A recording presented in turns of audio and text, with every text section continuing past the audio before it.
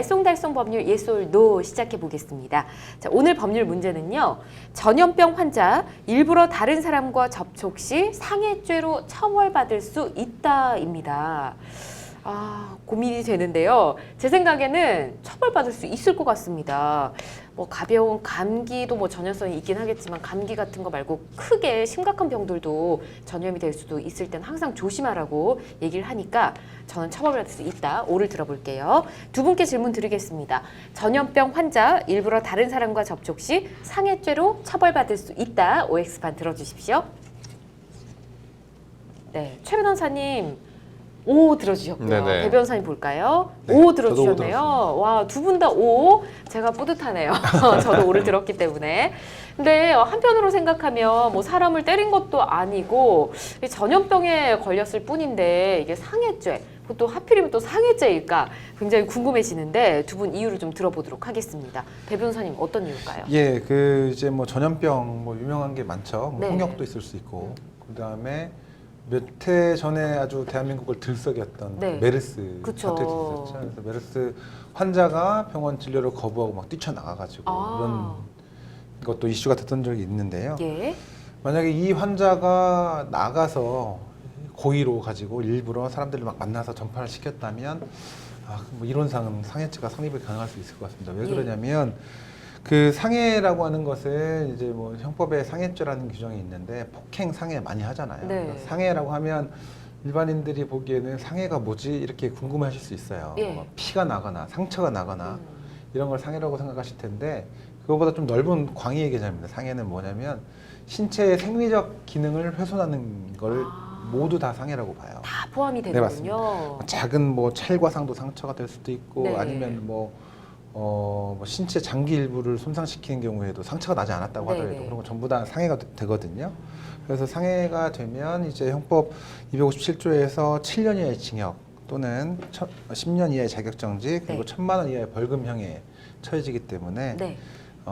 상해가 해당할 수 있을 것 같고요. 또 비슷한 예로 보면 에이즈 같은 그렇죠. 예, 후천적 면역 결핍증이라고 하는 네네. 병이 있는데 에이즈 환자가 그걸 속이고 그 상대방에게 그걸 전염시켰다면 네. 그거 역시 마찬가지로 상해죄가 성립한다라는 게 아마 이론상 가능할 것 같습니다. 그렇군요. 네, 그래서 반드시 뭐 피가 막 나거나 네. 찢어지거나 뭐 이렇게 그 피부가 뭐 다치는 것만 눈으로 봤을 때 네. 다치는 것만 외견상 되는 게 보이는 아니고 상처가 되는 게 아니라 예.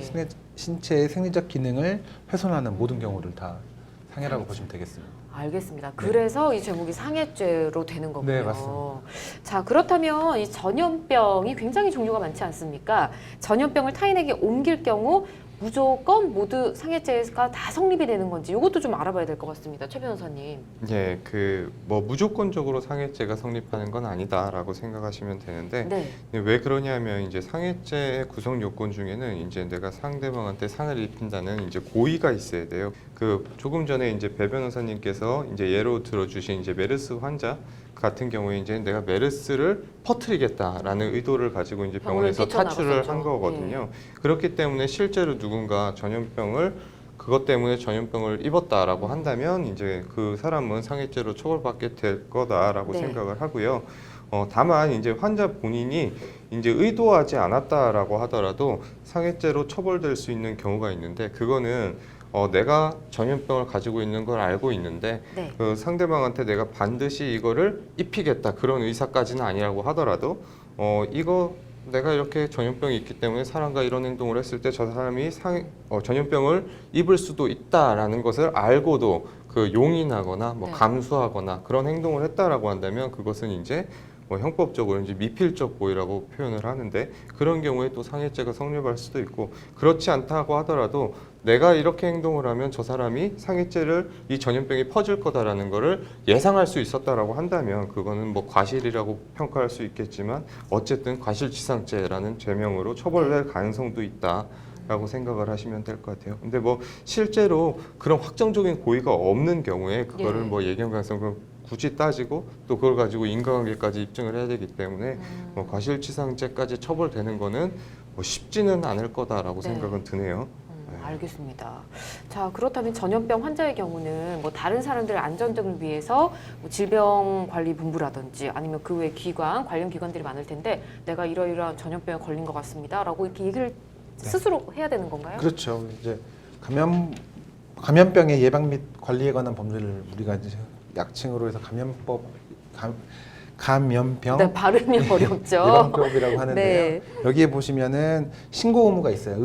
아. 의사들이 치료하다 보니까 이런 게 만약에 이런 병을 발견했다. 네. 그러면 신고를 해야 되고요. 의사가 아닌 사람들이라도 이런 환자들을 발견한 사람들은 이제 그 일반 가정이 있을 거잖아요. 가정 내에서 발견했다면은 그 세대주가 없으면 세대원이 네. 신고를 해야 되고요. 그리고 또 학교, 병원, 관공서, 회사, 뭐 공연장, 뭐 등등등등해서 여러 사람들이 보이는 곳 있죠. 네. 그런 경우에도 이제 그곳을 관리하는 경영자라든지 관리인이라든지 이런 분들은 신고 의무가 있습니다. 네. 만약에 신고를 하지 않는다. 근데 이렇게 발견됐는데 신고하지 않는다고 하면 200만 원 이하의 과태료에 처해질 수도 있거든요. 그래서 신고 의무가 있다라는 점 꼭 유념을 하셔야 되겠습니다. 알겠습니다. 또 요즘 의학이 발달해서 웬만한 전염병들 대부분 치료가 가능하다고 하니까요. 뭐 내가 걸렸으니까 너도 걸려봐라 이런 마음 먹지 마시고요. 가까운 보건소에 신고를 하셔서 안전하게 좀 치료를 잘 받으셨으면 좋겠습니다.